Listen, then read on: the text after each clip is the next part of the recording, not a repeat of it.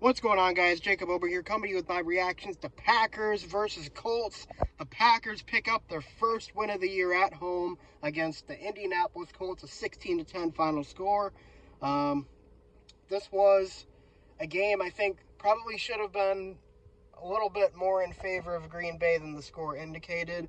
But also the Packers very much could have lost this game. Nevertheless, a win is a win no matter how ugly it was. But in that first half, the Packers ran the ball like they were the mid-2010s Wisconsin Badgers. I mean, they absolutely pounded the Colts. It was exactly what they needed to do without Jordan Love starting. And Malik Willis turned in a near-perfect performance. I mean, he made every throw they needed him to. He threw a touchdown pass. He ran for 44 yards. The guy sat back in the pocket and managed the game, and he handed the ball off as good as anybody I've ever seen. But, I mean, this rushing game, especially in that first half, Josh Jacobs looks like he's going to be returning to form, his 2022 form where he led the league in rushing. I mean, this dude was a monster. He was breaking 1 to 2 tackles every single time he touched the ball. Just an absolutely incredible performance by him.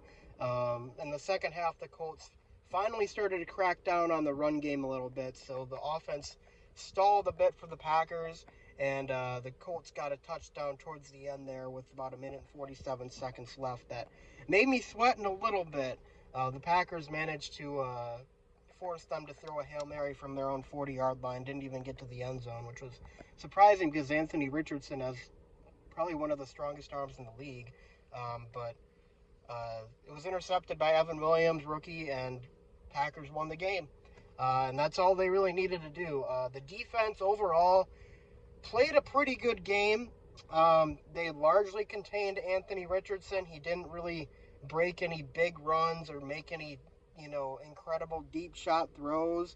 I will say the defense looked a little bit shaky against the run, and the Colts certainly did not do themselves very many favors by having Jonathan Taylor on the sideline in the fourth quarter. I'm not sure why that happened, because every other time he touched the ball, he was breaking it for double-digit runs. But I would say the Colts definitely helped the Packers out a lot today. There was a lot of dropped passes.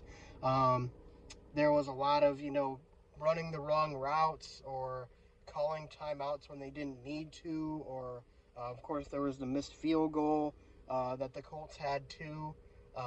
There was a whole lot of miscues the Colts made. So by all means, this was not a perfect performance from the Packers. I think they needed every bit of the Colts being crappy today to win that football game. But at the same time, the Packers took care of business against a team I think they are clearly better than. And it was surprising to me seeing so many people coming into this game thinking the Packers were underdogs.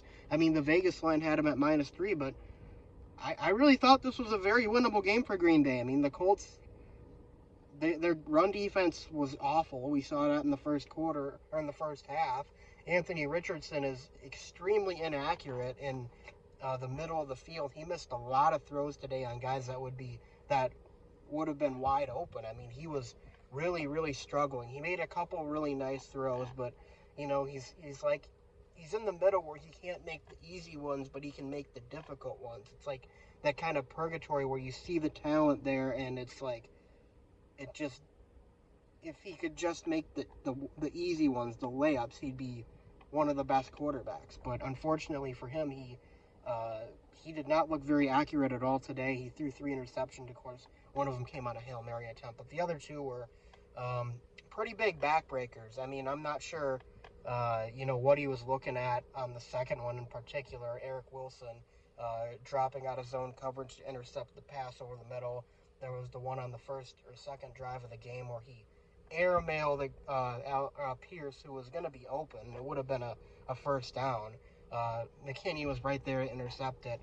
So the Packers took advantage of their opportunities. You got to give them credit there. The defense was opportunistic. I would have liked to see a little bit more pressure on Anthony Richardson. They did get home at least once, I know that. Devondre Wyatt had a sack. But all in all, it was a decent performance by the defense. I mean, you can't be mad with giving up 10 points. I mean, But at the same time, you see some cracks here and there that are a little bit concerning. If the Packers were playing a better quarterback, a better offense, it might not have gone as good for them. But, it's still a work in progress. And, the only thing that matters is that they won the game. But turning back to Malik Willis, though, how about this guy, man? The reports indicated that he didn't know he was starting until yesterday.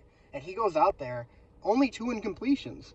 I think he was 12 for 14, 122 yards, 1 touchdown, added 44 yards on the ground. Perfect. Exactly what we needed him to be. Exactly what the Packers needed out of a backup quarterback.